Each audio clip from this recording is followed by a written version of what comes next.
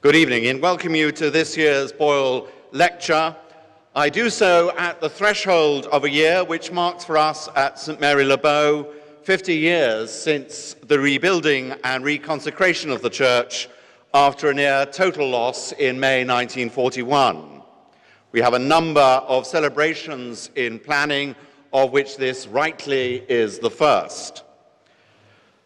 The prevailing architectural and social orthodoxy after the war was against such a reconstruction, and it very nearly didn't happen.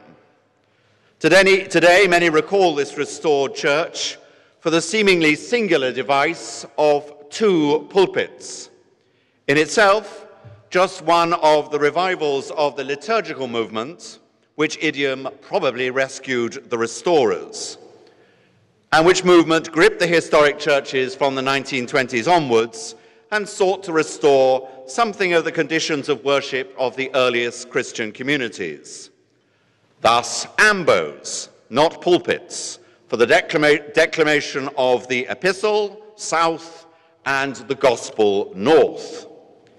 Yet my predecessor, but three, Joseph McCulloch, whose likeness you can see at the top of the arch there, a mercurial and talented figure, to say the least, famously used these pulpits to create here a tradition of dialogue by which the wisdom of the church would be tested by the luminaries of the age against the prevailing currents of thought. Well, it hardly sounds like a wild project, but was considered very innovative then and later. It is a sound principle, and one that has been recurrent in 50 years of activity here. The Boyle Lectures and their revival fit into this tradition of dialogue in a manner which requires little explanation, and of which, as we celebrate, we are indeed proud. Dialogue may be a contributory factor in our self-description here as propagators of reasonable religion, a potentially lazy label about which more from our lecturer later. But this project has assuredly proved a masterly collaboration with many resonances. Each lecturer gives unstintingly.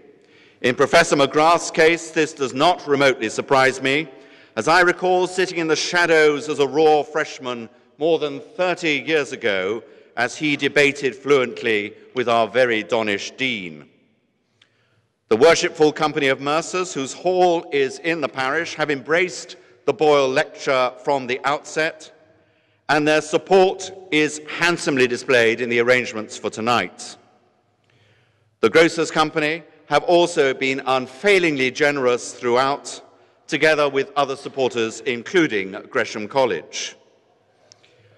Tonight's proceedings will be available in print as you leave and on our website shortly. To introduce tonight's lecturer and the vote of thanks, I am pleased to hand over to the lecturer's able, indefatigable and stalwart convener and the parish's very great friend, Dr. Michael Byrne. Thank you.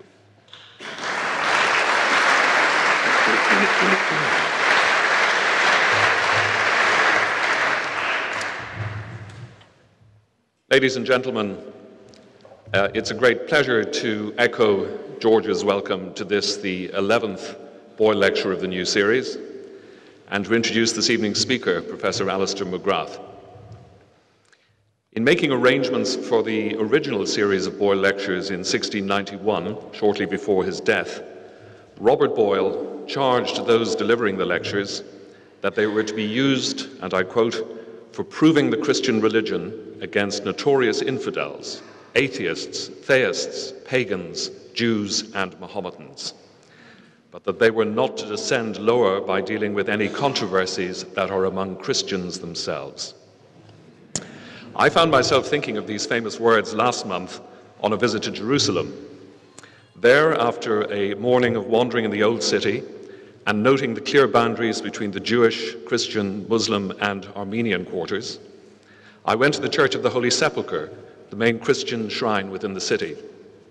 This being Jerusalem, I wasn't expecting to find a quiet and peaceful space, but even I was taken aback to find the division of the church into such strictly segregated Christian subgroups: Roman Catholic, Eastern Orthodox, Armenian Apostolic, Coptic Orthodox, Ethiopian Orthodox, and Syriac Orthodox, among others.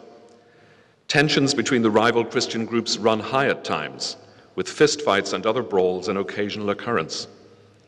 And the physical boundaries between the different Christian groups within the Church are even more sharply patrolled than those between Christians, Muslims, and Jews in the city outside. Perhaps Robert Boyle was right to injunct his lecturers not to descend into any intra-Christian disputes. And part, at least, of the hope of this series is that in reflecting on the relationship between theology and the sciences, we may search for, and perhaps even find, understanding that binds us together across some of the divides of human inquiry, rather than continuing to focus on the things that separate us. Our lecturer this evening, Alister McGrath, holds a chair in Theology, Ministry and Education at King's College London, and is head of that college's Centre for Theology, Religion and Culture. As such, he of all people will surely have a strong sense of the boundary issues that I mentioned above and how they might be overcome. He was previously Professor of Historical Theology at the University of Oxford and was also Principal of Wycliffe Hall, Oxford, until 2004. Professor McGrath studied and taught at Cambridge University and is an ordained priest of the Church of England, where he ministers in a group of parishes in the Cotswolds. Alister McGrath holds no fewer than 3 doctorates from the University of Oxford: a DPhil in molecular biophysics, a doctorate of divinity and historical and systematic theology, and a doctorate of letters, awarded for research in science and religion. Unable to stay away from the site of such academic success, Alister will return to Oxford to take up the Andreas Idrios Professorship of Science and Religion and the directorship of the Ian Ramsay Centre in April of this year. With such a distinguished lecturer, we are fortunate in having a no less distinguished proposer of the vote of thanks to Alister McGrath for this evening's lecture. Lord Harries of Pentragarth was Bishop of Oxford from 1987 until 2006 and is now a very active member of the House of Lords. He was previously Dean of King's College London, where he is a Fellow and an Honorary Professor of Theology. He is also an Honorary Fellow of Selwyn College, Cambridge, and of St Anne's College, Oxford. As Bishop of Oxford, Lord Harries was Chairman of the Church of England Board for Social Responsibility and Chairman of the Council of Christians and Jews. He has, among other appointments, also been a board member of Christian Aid, a member of the Royal Commission on the Reform of the House of Lords, the Wakeham Commission, and a founder member of the Abrahamic Group in Oxford. The Boyle Lectureship has been remarkably fortunate over the years in attracting distinguished lecturers and responders, and never more so than this evening. As such, it gives me great pleasure to introduce Professor Alister McGrath and invite him to deliver the 2014 Boyle Lecture on New Atheism, New Apologetics, the Use of Science in Recent Christian Apologetic Writings.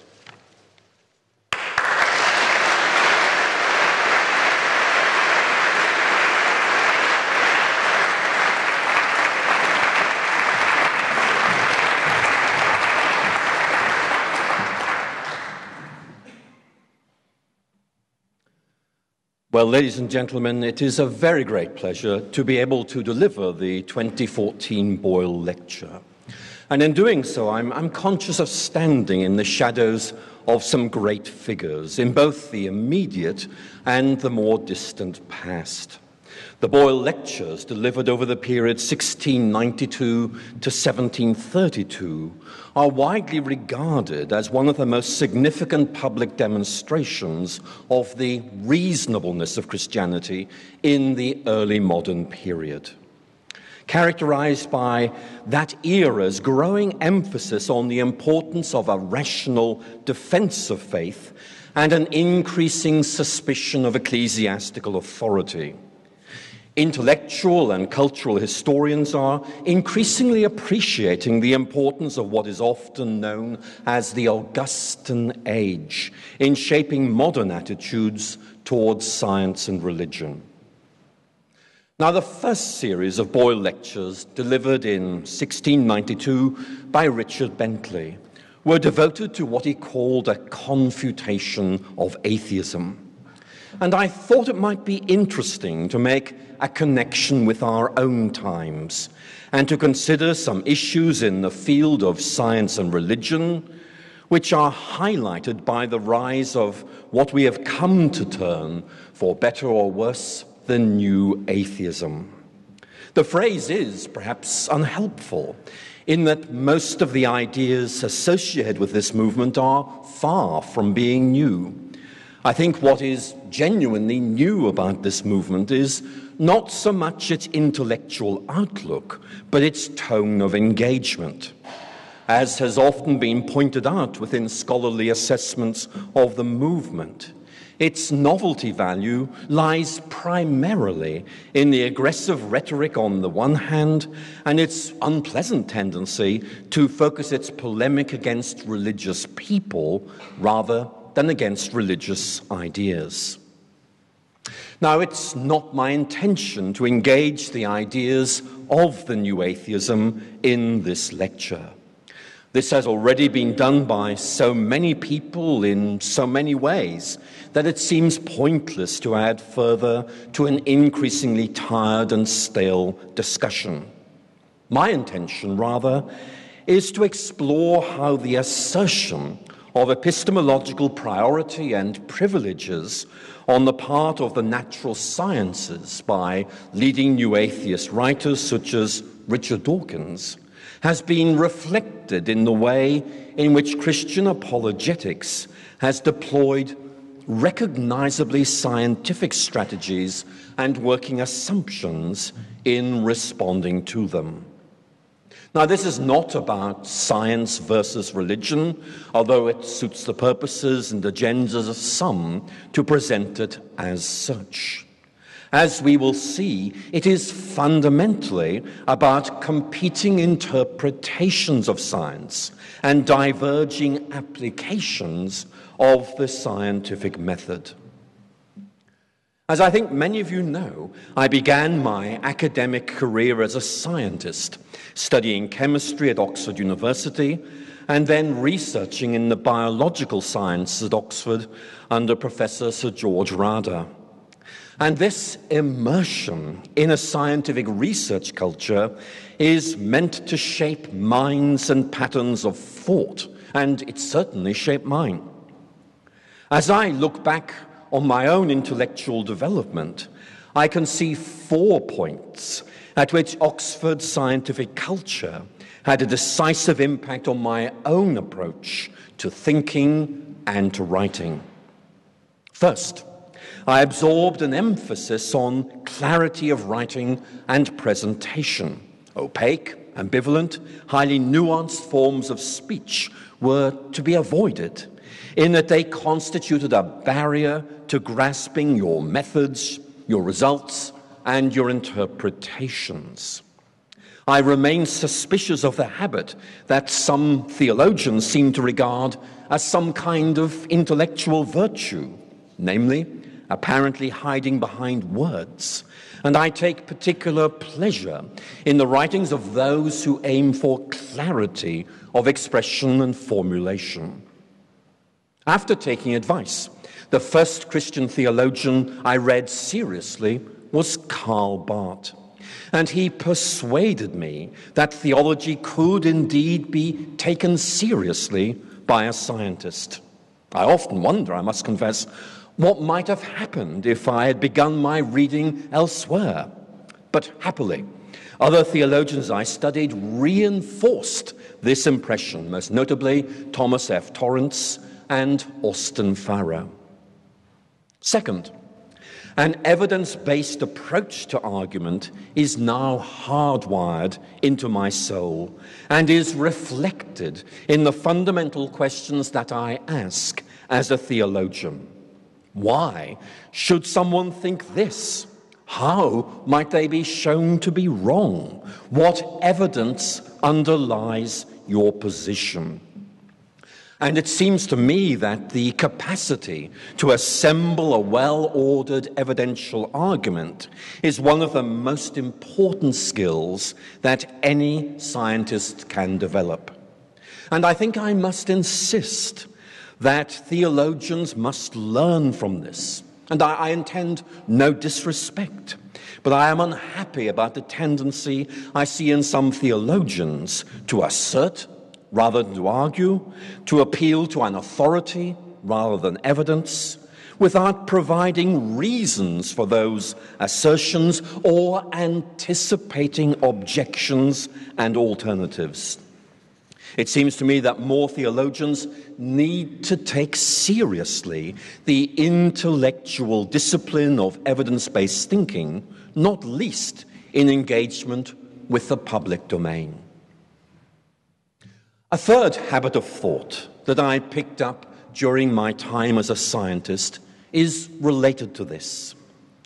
The core question that many of my philosophical colleagues want to ask about an idea is this: is it reasonable? I've always balked at that. This seems to me to be a surefire way of locking us into some form of rationalism which allows reason to determine what can be right, and thus imprisons the scientific enterprise within a rationalist straitjacket. The fundamental question a scientist is going to ask is not, is this reasonable, but rather, what are the reasons for thinking this is true? We can't lay down in advance what rationality is characteristic of the universe. We have to find out by letting the universe tell us, or figuring out ways of uncovering it. And it seems to me that scientific rationality is best thought of as something that is discovered rather than predetermined or predicted.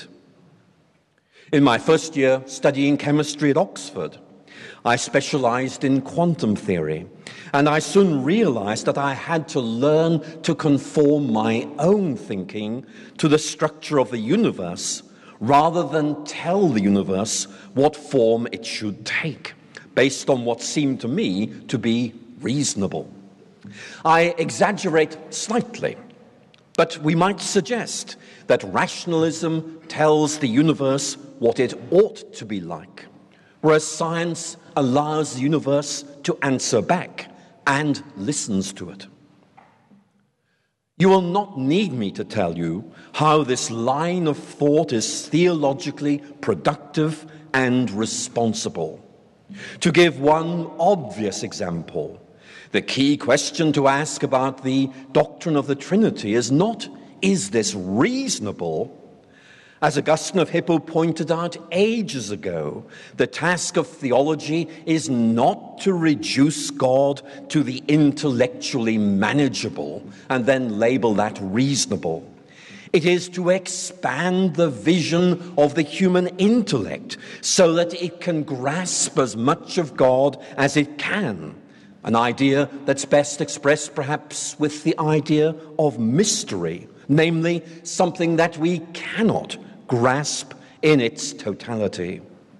And it seems to me that the task of a responsible Christian theology is to discover the internal logic of the Christian faith, not to lay down in advance what form this should take.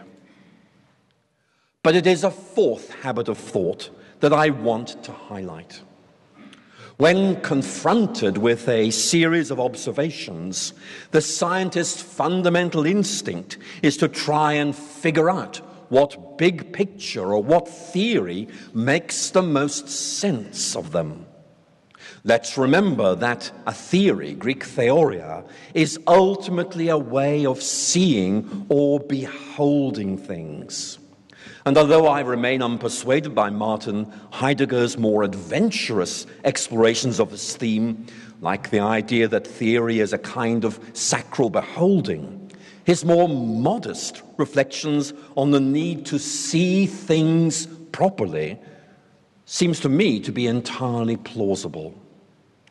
We might term this style of thinking induction. Or we might turn to the great American philosopher Charles Peirce, himself a scientist, and speak instead of abduction. By abduction, Peirce meant a search for a way of seeing things that fitted in observations naturally and persuasively. Sometimes this arose from intense rational reflection, sometimes by what I can only describe as an imaginative leap. A classic example is Auguste Kekulé's idea that benzene possessed a cyclical structure, which he first set out in a French article of 1865 and then a German article of 1866.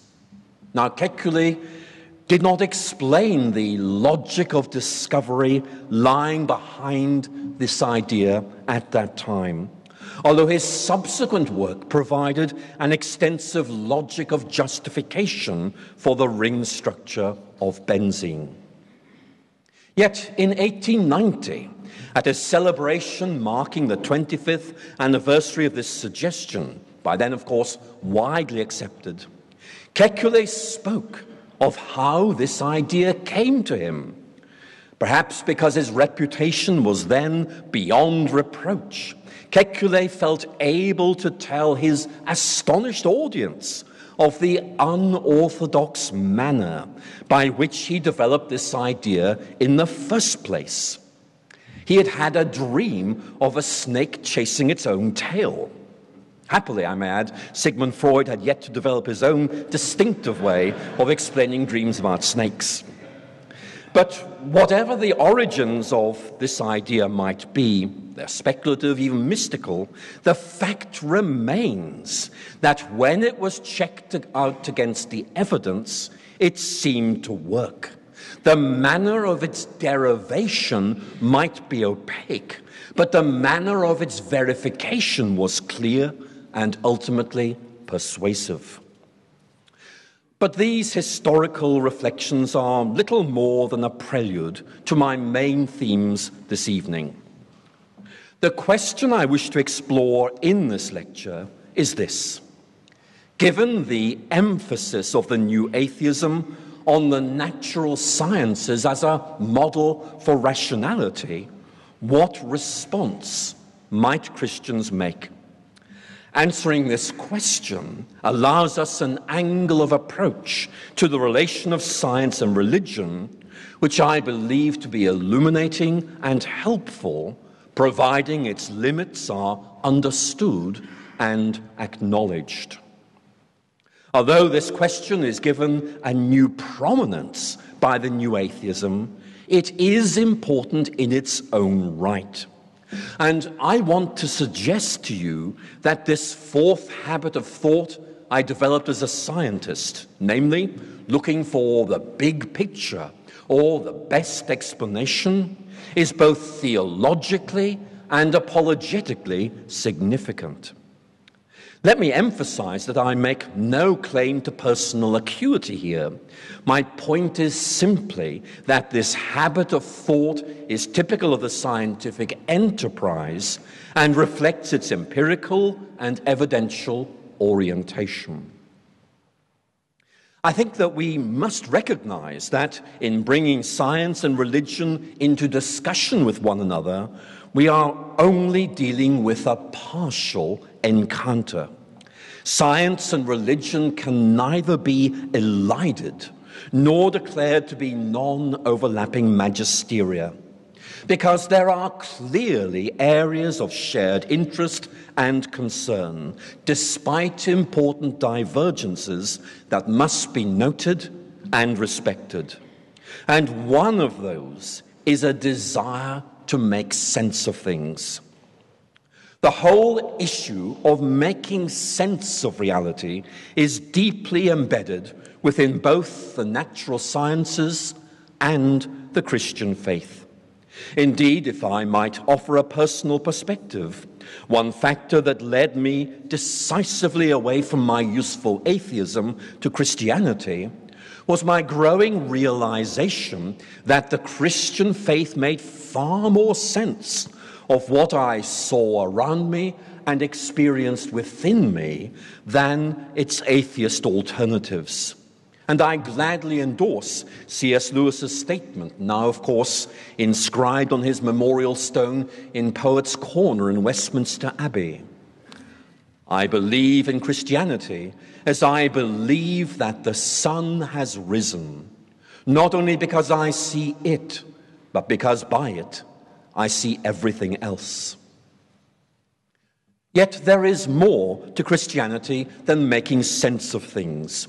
We can hardly overlook its emphasis on the existentially transformative nature of salvation, nor the rich experience of beauty and awe which is so often experienced in Christian worship.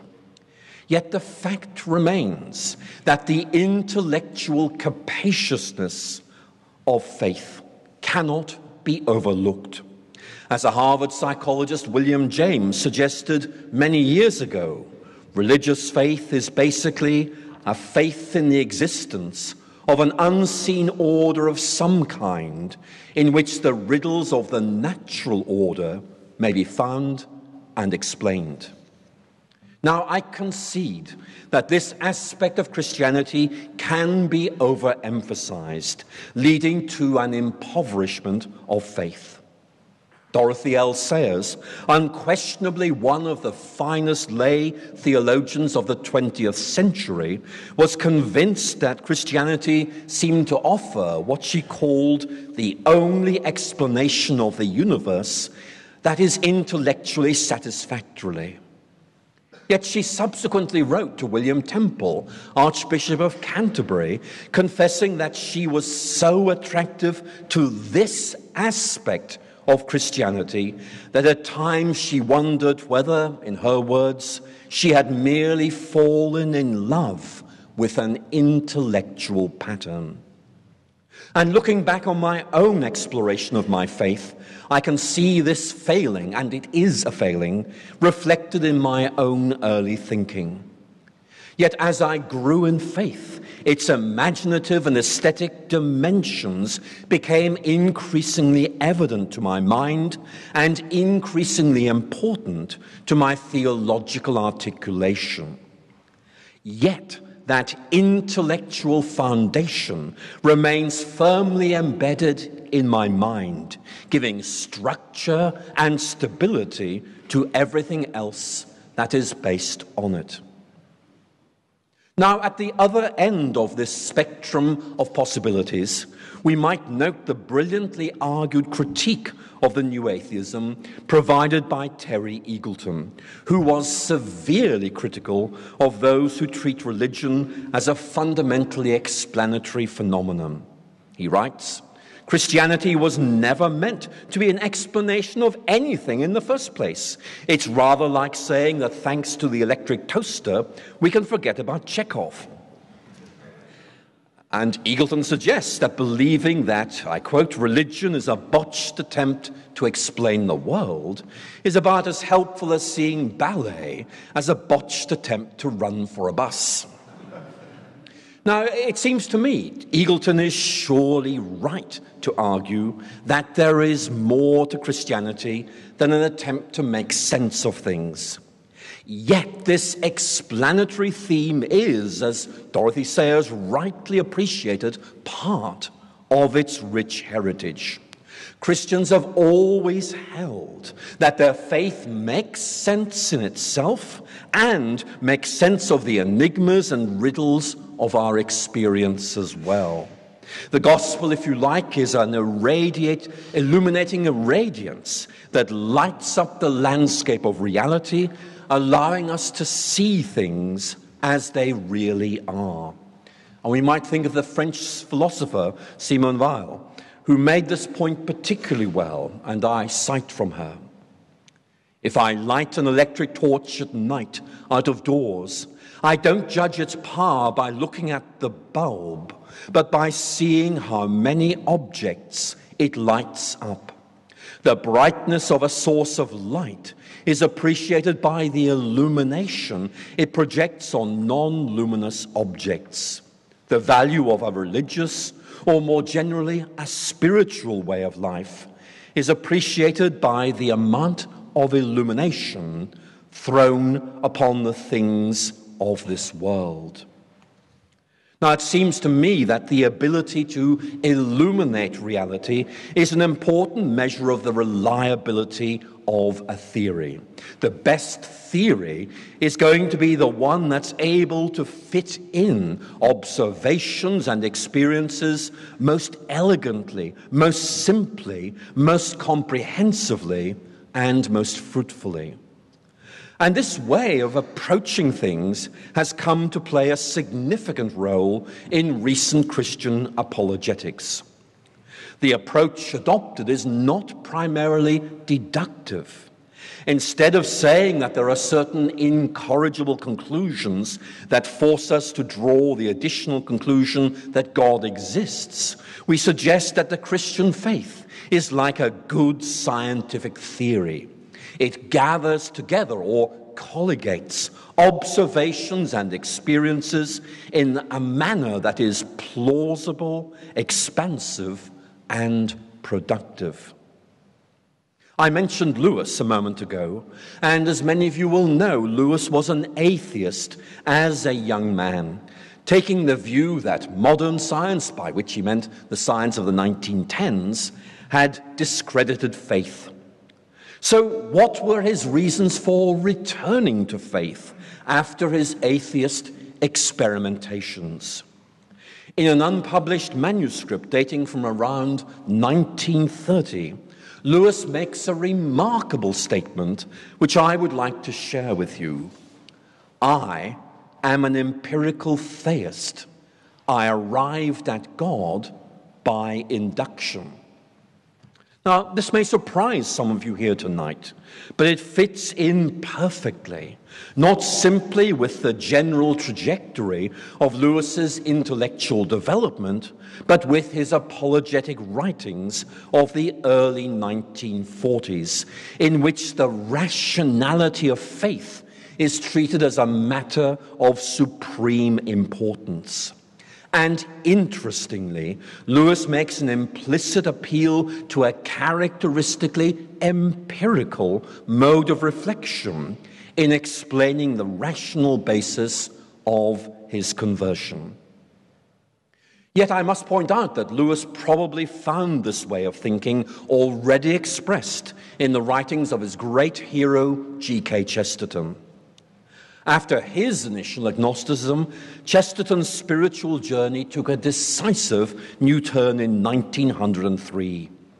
And he published a newspaper article in which he explained why he and many others now regarded Christianity with intense intellectual seriousness.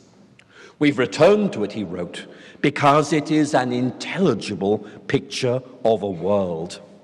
And Chesterton realized that testing any theory meant checking it out against observation. He wrote, "The best way to see if a coat fits a man is not to measure both of them, but to try it on." And here's what he says in more detail, talking about Christianity. Numbers of us have returned to this belief, and we've returned to it not because of this argument or that argument, but because the theory, when it is adopted, works out everywhere, because the coat, when it is tried on, fits in every crease. We put on the theory like a magic hat, and history becomes translucent like a house of glass.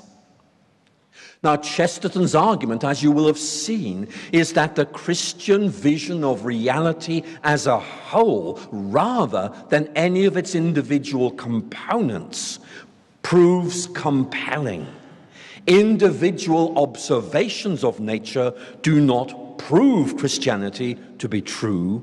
Rather, Christianity validates itself by its ability to make sense of those observations.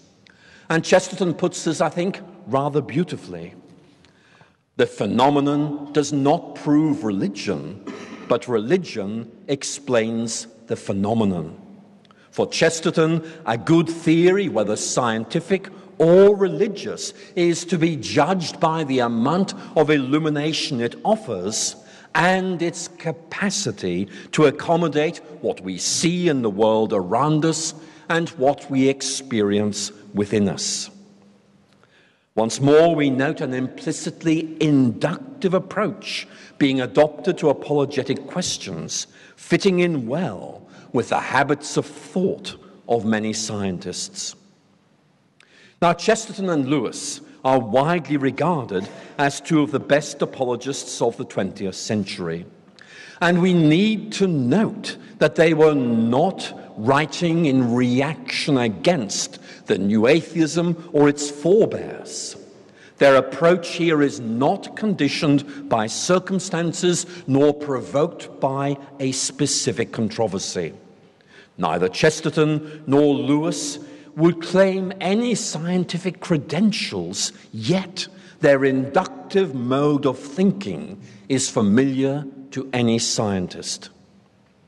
So let's tease out some aspects of this approach and bring some other people into the conversation. First, let's go back to that neat little aphorism of Chesterton's. The phenomenon does not prove religion, but religion explains the phenomenon. So what does Chesterton mean by explain in this context? The late Christopher Hitchens, one of the leading and I think loudest representatives of the new atheism, famously declared that religion explains nothing. However, the rhetorical force of this bold assertion is significantly reduced by Hitchens' failure to explain what he means by explain.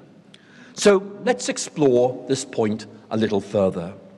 Let me begin by turning to the writings of William Whewell, one of the greatest early Victorian philosophers of the empirical sciences, whose writings remain luminous and rewarding, even if today few read them. One of Whewell's most interesting reflections concerns the capacity of a good theory to, his word, colligate observations, like a string holding together a group of pearls in a necklace. Whewell held that all observation involves what he calls unconscious inference, in that what is observed is actually unconsciously or automatically interpreted in terms of a set of ideas. Like Bacon before him, Whewell rejected the deficient notion of induction simply as the enumeration of observations.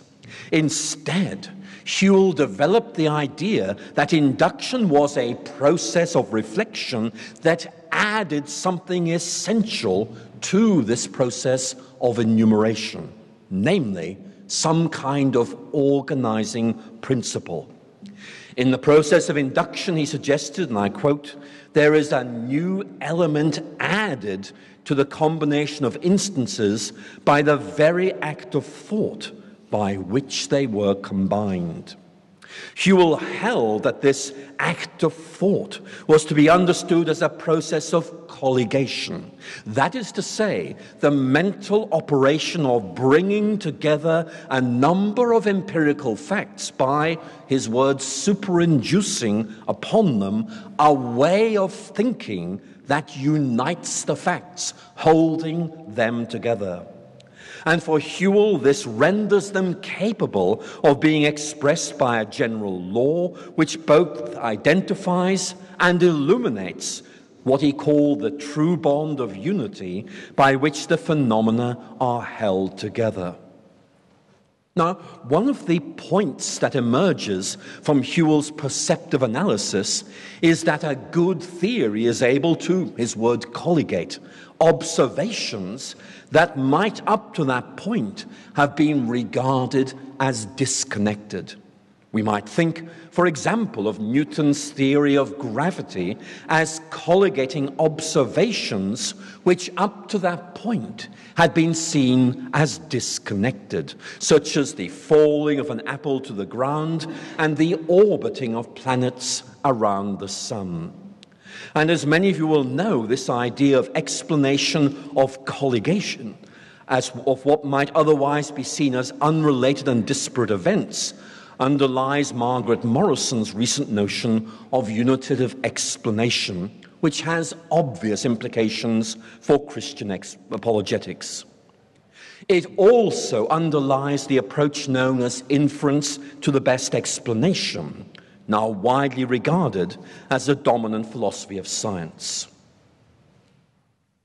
Now, the rise of the new atheism has led to Christian apologists reaffirming and representing the fundamental reasonableness of the Christian faith and to an appeal to the natural sciences in support of faith, leading to inferential, inductive, or abductive approaches being deployed apologetically. Now, it could be argued that this development is essentially opportunistic and tactical, a response to a short-term need. But I'm not so sure. The cultural changes within England during the late 17th and 18th century made it clear that Christianity had to assert and defend its reasonableness in the public domain if it was to hold its own in an increasingly skeptical world of ideas. And we might think of Bishop Butler's Analogy of Religion, 1736, as a work of apologetics in its own right, but also as a talisman of a church that was willing and able to engage cultural concerns and criticisms relating to its intellectual foundations. Back in the 1960s, in an age of cultural unrest and transition, Austin Farrer made much the same point. Listen to him. I think he's right. Though argument does not create conviction, the lack of it destroys belief. What seems to be proved may not be embraced, but what no one shows the ability to defend is quickly abandoned. Rational argument does not create belief, but it maintains a climate in which belief may flourish. Now, in my view, the rise of the new atheism prompted the church to recover an apologetic tradition that seems to have faltered after the 1960s.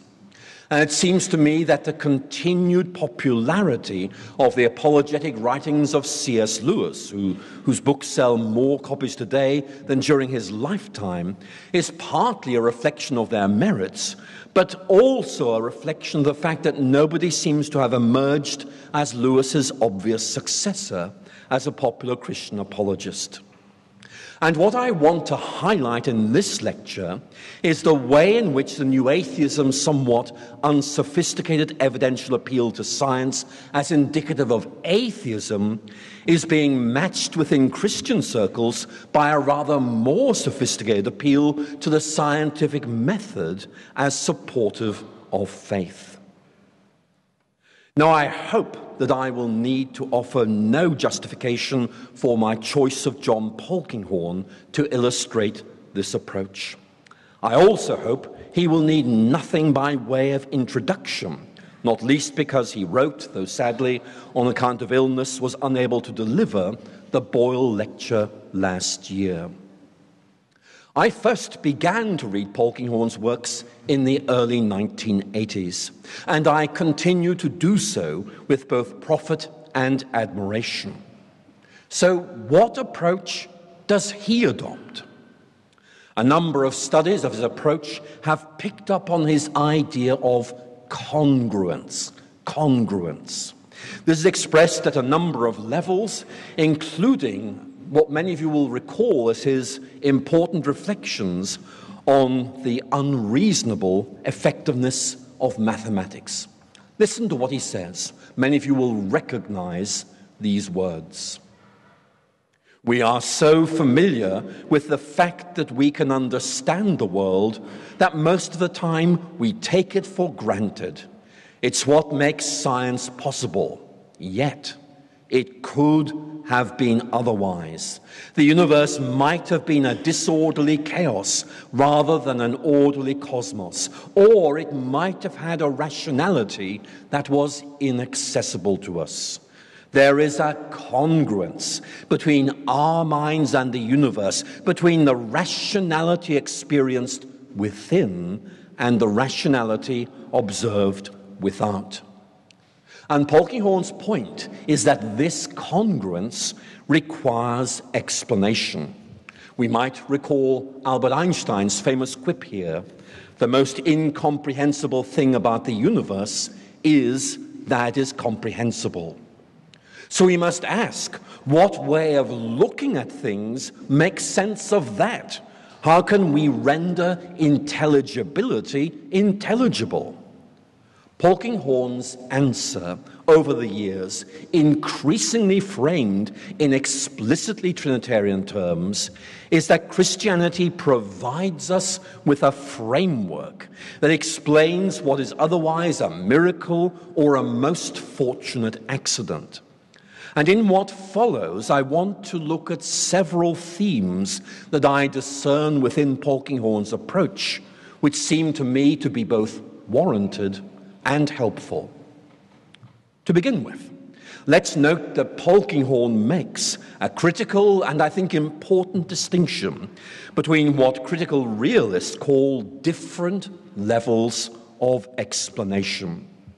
And he uses an analogy which is familiar to the British and endearing to the Americans.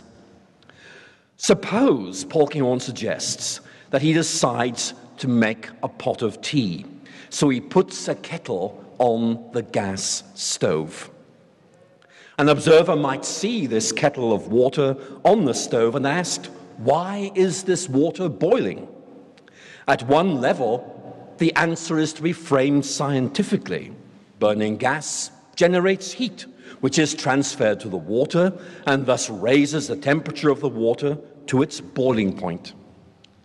Yet the question can and surely must be answered at another level as well. The kettle is boiling because Polkinghorne wanted to make a pot of tea.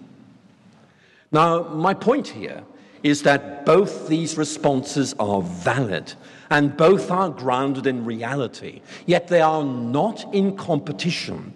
Indeed, the two explanations complement each other, providing a more complete picture of the whole tea-making enterprise.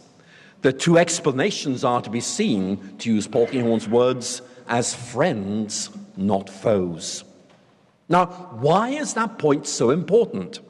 The answer is that the new atheism takes a strongly positivist view of science, holding that it explains or has the potential to explain everything, including matters traditionally regarded as lying within the religious realm.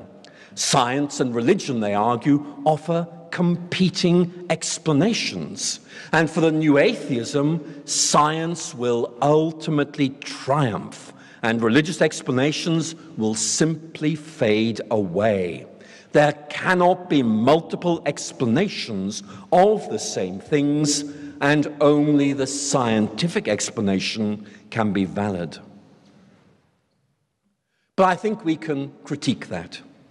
A scientific explanation of the world describes how it arose from the initial cosmological event we call the Big Bang, which led over a long period of time to the formation of stars and planets, creating conditions favorable to the organization and evolution of living creatures.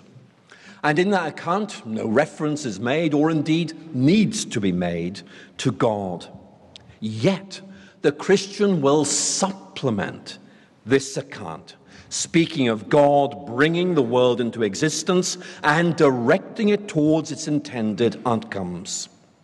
For some, this process involves direct divine action. For others, it involves creating and working through natural forces to achieve those goals. And my point here is that these two accounts supplement each other rather than contradicting each other. They are not in competition.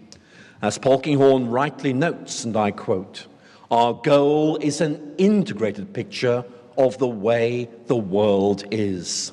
And that means weaving together different levels of explanation to provide a rich and comprehensive whole. Next, we need to look at the question of whether religious faith can be proved.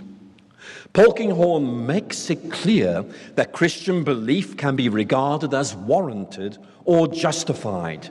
Yet he insists it's not something that is, or indeed can be, proved. Good reasons can be given for faith, even if these fall short of the rigorous proof that we expect in logic or mathematics.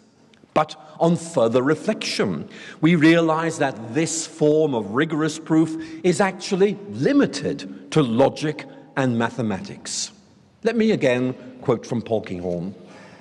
"Neither science nor religion can entertain the hope of establishing logically coercive proof of the kind that only a fool could deny. No one can avoid some degree of intellectual precariousness." I like that phrase. "And there is a consequent need for a degree of caution in the quest for truth. Experience and interpretation intertwine in an inescapable circularity. Even science cannot wholly escape this dilemma, in that theory interprets experiments, experiments confirm or disconfirm theories." So let me set what Polkinghorne has to say against Richard Dawkins' views set out in The Selfish Gene, on the basis of which he criticizes religious faith in the God delusion. Dawkins argues there is no need for faith in science, in that the evidence for a correct conviction compels us to accept its truth. Let's listen to what Dawkins has to say. "Faith is a state of mind that leads people to believe something, it doesn't matter what, in the total absence of supporting evidence. If there were good supporting evidence, then faith would be superfluous, for the evidence would compel us to believe it anyway." Yet on reflection, this turns out to be an unsustainable view of the relation of evidence and belief in the natural sciences, not least because it fails to make the critical distinction between the total absence of supporting evidence and the absence of totally supporting evidence. For example, consider the current debate within cosmology over whether the Big Bang gives rise to a single universe or a series of universes, the so-called multiverse.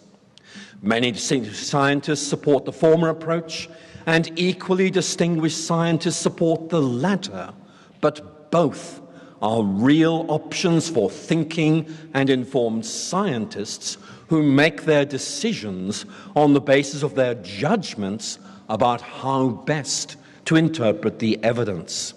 The issue is that of evidence-based judgments, in which decisions have to be taken on the basis of a less than total apprehension of reality. The issue, if you like, is about justification rather than proof, being able to show that there are good reasons for thinking something is right without the luxury of total confirmation. Polkinghorne thus emphasizes the ability of the Christian faith to make sense of the world, including the successes of the natural sciences. And we see this especially in his 2003 essay, Physics and Metaphysics in a Trinitarian Perspective. And Polkinghorne here argues that a Trinitarian view of reality offers a lens through which the scientific enterprise can be satisfactorily explained.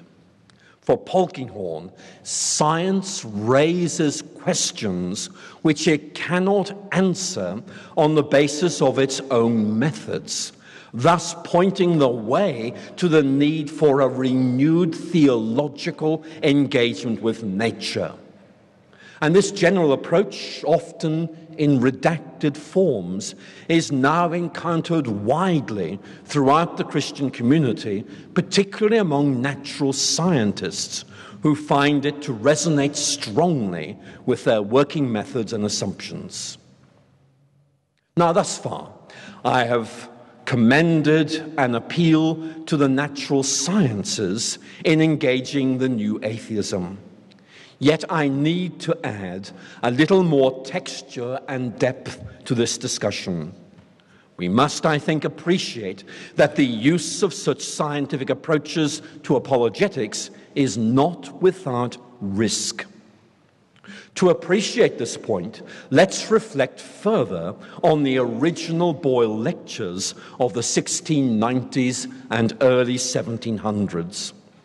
And while these lectures are of interest to historians for many reasons, one of their most intriguing features is how that they demonstrate that critiques of Christianity often determine the shape of the Christian response, and hence a broader cultural perception of what Christianity actually is. Now, let me explain what I mean by that.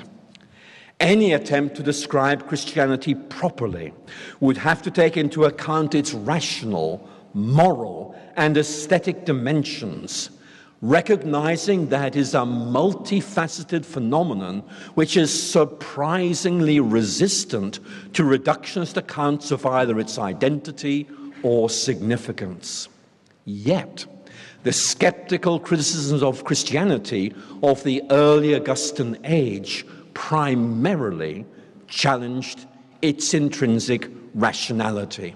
And in response, the apologists of that landmark age reasserted and defended the rationality of their faith, concentrating on meeting certain specific cognitive objections, rather than setting out a full vision of their faith, indicating as appropriate how this related to the controversies of their day.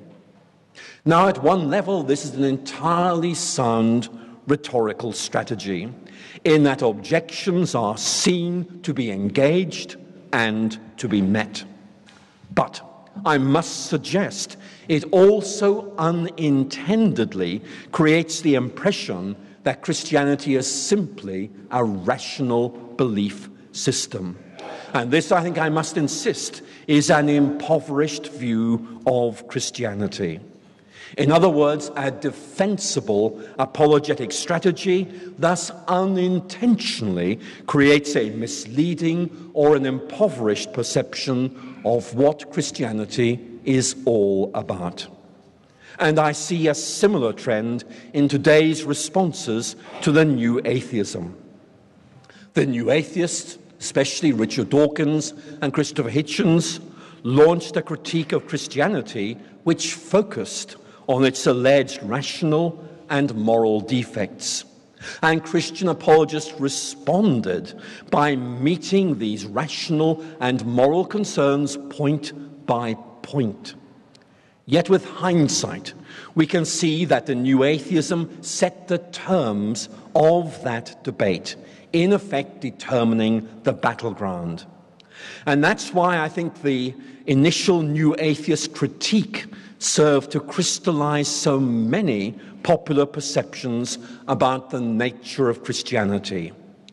If we were to judge Christianity by the manner in which it's presented in refutations of the new atheism, I think it would be found to be excessively rational, lacking any real concern for beauty, just to mention one point. And here I think I must, in all honesty, concede my own complicity in this very unhelpful development. But things are now changing, and the waning of media interest in the new atheism and in the public credibility of its approach now allows us a much fuller a much more authentic public articulation of the nature and characteristics of Christianity. The new atheism raised some very good questions without providing satisfactory answers. The debate and the discussion continues.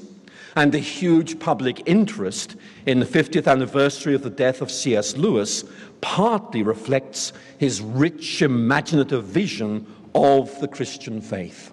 If I might quote Austin Farrer again, Lewis's remarkable success as an apologist was partly due to his ability, and I quote, to offer a positive exhibition of the force of Christian ideas, morally, imaginatively, and rationally. So I must conclude, not because I've exhausted my subject, but simply because we're running out of time. The Boyle Lectures, as originally conceived, were concerned with engaging the questions raised within the increasingly skeptical culture of the Augustan age in England, and in particular demonstrating the intrinsic rationality of the Christian faith within an emerging scientific culture.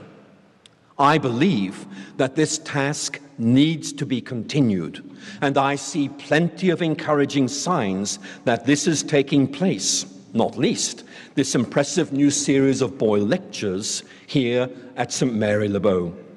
In this lecture, I've noted some of the themes and characteristics of these responses, as well as identifying a few points of concern that seem to need further consideration as the discussion progresses. But I would like, if I may, to end on a personal note. As I think you know, I shall be taking up the Andreas Idrius Professorship of Science and Religion at Oxford University in a few weeks' time.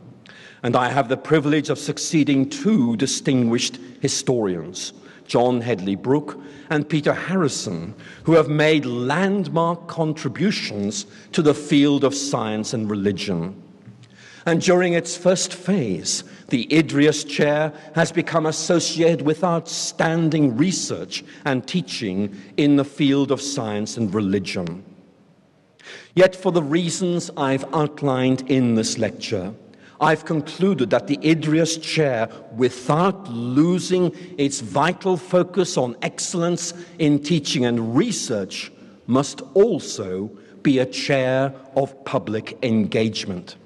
That is to say, it must become a focus for engagement with the issues about science and religion that are being asked right now within our culture and not simply within the academy. And it seems to me that we need to think more about the public dissemination and cultural interpretation of knowledge and research, and not simply its academic generation. I believe that this can be done, but ladies and gentlemen, I also know that it needs to be done. Thank you so much for listening.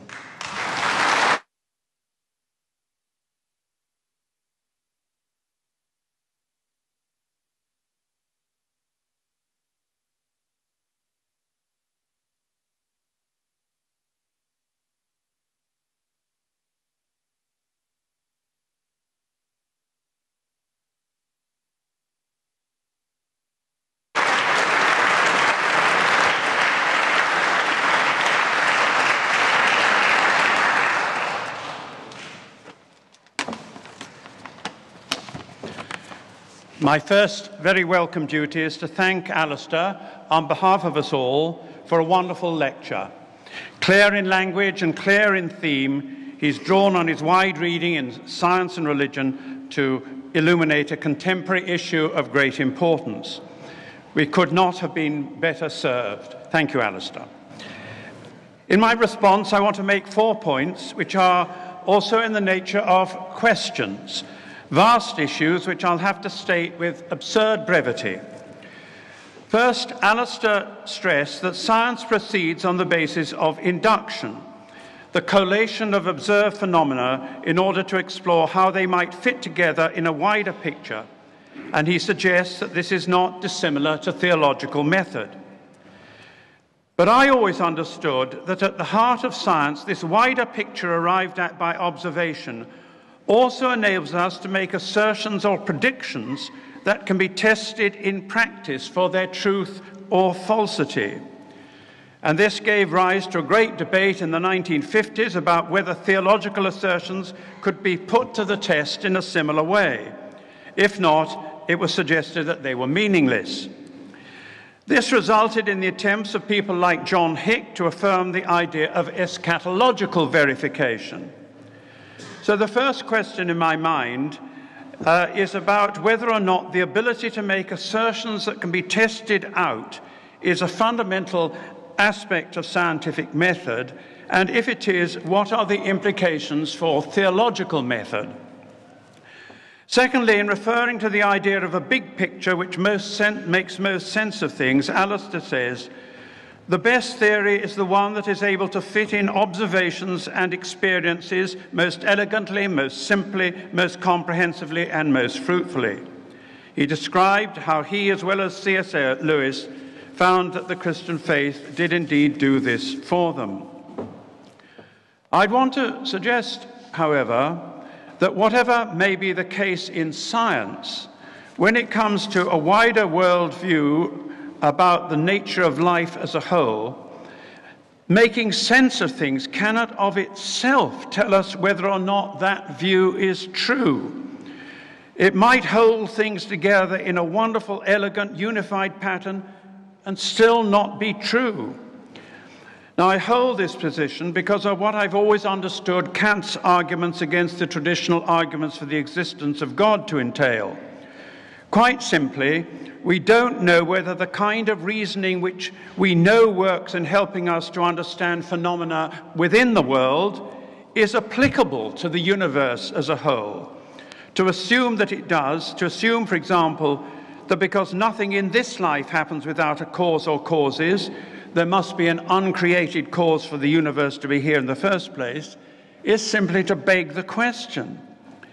Similarly, we can create big pictures relating to scientific phenomena that make sense of the multiple facts within the world, but it doesn't follow that there is a rational purpose for the existence of a universe or a multiverse itself.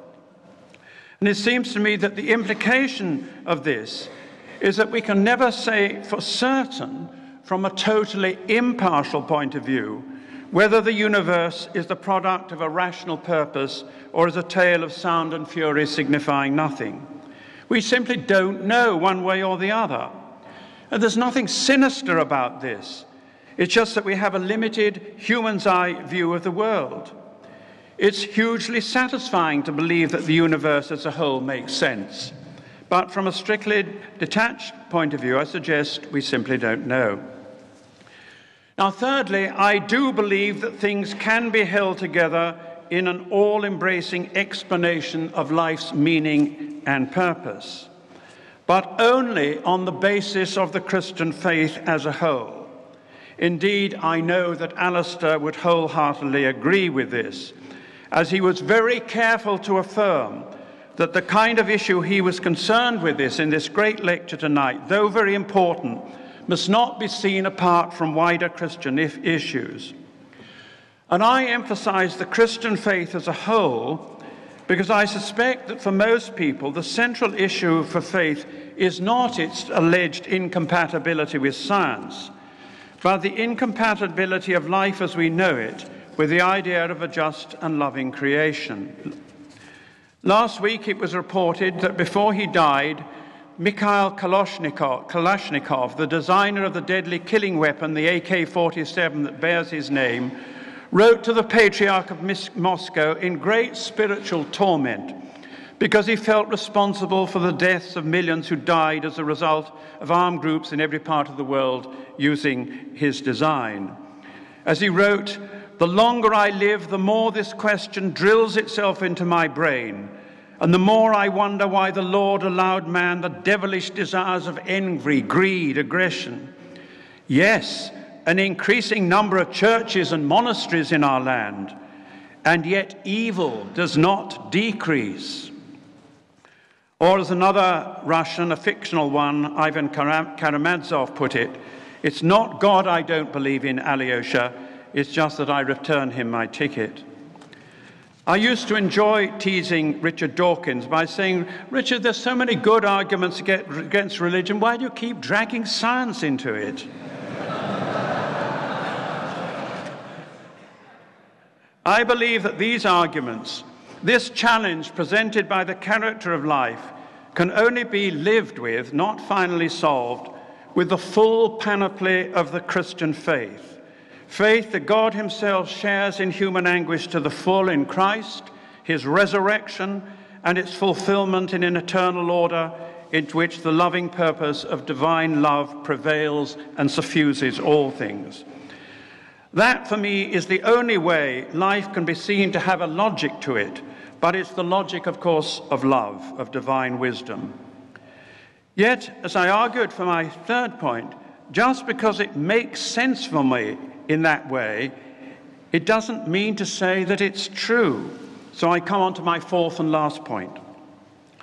Alister mentioned that Austin Farrer had been a very big influence on him, and indeed quoted him with approval.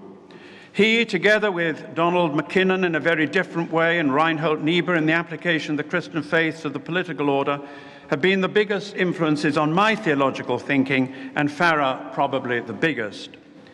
And the paradox of Farrer is that though he was described as the one genius produced by the Church of England in the 20th century, he flowered in his less technical writings at the end of his life, not least in his sermons. Out of each one, some theologians, said C.S. Lewis, a great admirer of Farrer, put it, would have made a whole book. Farrer wrote what must be the most remarkable Lent book ever written, 127 tiny pages entitled A Science of God, ? In which he reflects on the process of evolution and on how, if at all, we can see God in the process. He takes his cue from a saying of Thomas Aquinas, "Practical science studies things we can work, but God is not to be worked by us. On the contrary, we men are God's work." Farrer wrote once about creation, because we have God under the root of our being, we can't help but acknowledge him at the root of all the world's being. The Christian believes that her being is moment by moment held in existence by the fount of all being, that she is utterly dependent on the ground of all that exists, and so, therefore, is everything else. And if this is the believer's personal experience, she can't help but acknowledge the same power as the ground of the length and breadth of the universe, including multiverses, if there is a multiverse, including its origin ex nihilo 13.5 billion years ago. Secondly, as Farrer put it, to make you or me, God must make half a universe. A man's body and a man's mind form a focus in which a world is concentrated and drawn into a point. It may be in that point that I know existence, but it is an existence which involves the world. And again, if we are concerned about a creative cause, it's because in creating all things, he is creating us. And it concerns us to enter into the making of our souls and of one another's.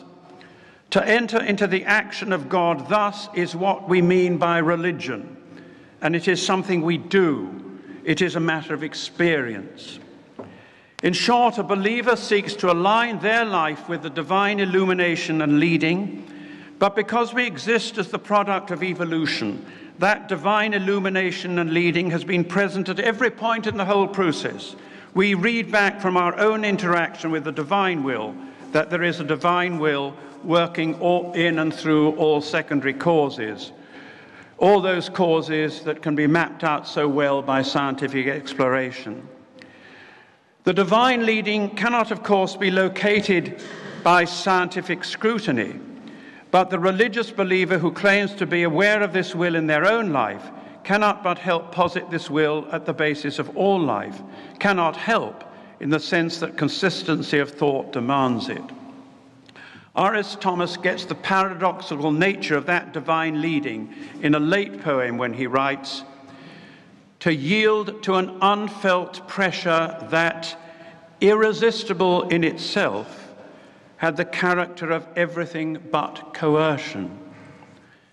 It's described as a pressure, but unfelt. It's described as irresistible, but it has the character of everything but coercion. In this way, as Farrar put it, we acquire experimental acquaintance with the work of God. By the same process of mind, we can come to see that a faith that makes sense of my personal life is a faith that makes sense of life as a whole. The big picture painted by the mind is rooted in a daily life and practice, and that practice illuminates life as a whole. Induction in science collates many observations to form a big picture which can be tested out in the laboratory.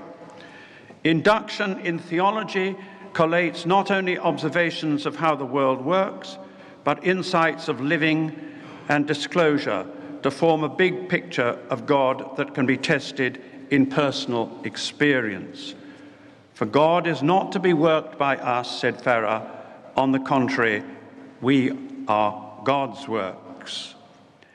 So with that, I'd just finally like to thank Alister, and it's been a great pleasure to listen to you and to be in this church again. I was fortunate enough to know Joseph McCulloch here 50 years ago, and he was a good friend and a huge influence on my life. I sat at his feet for 6 years at Hampstead when I was a curate, because he preached there every Sunday. And when he was having all these dialogues with the celebrities of his time, the Bishop of London at the time, with a wonderful dry sense of humour, said about Joseph's ministry in this church, "Oh, one link with the outside world." Well, I like to think that we have more links with the outside world now, and Alister is certainly one of the major links with that particular world. Thank you, Alister.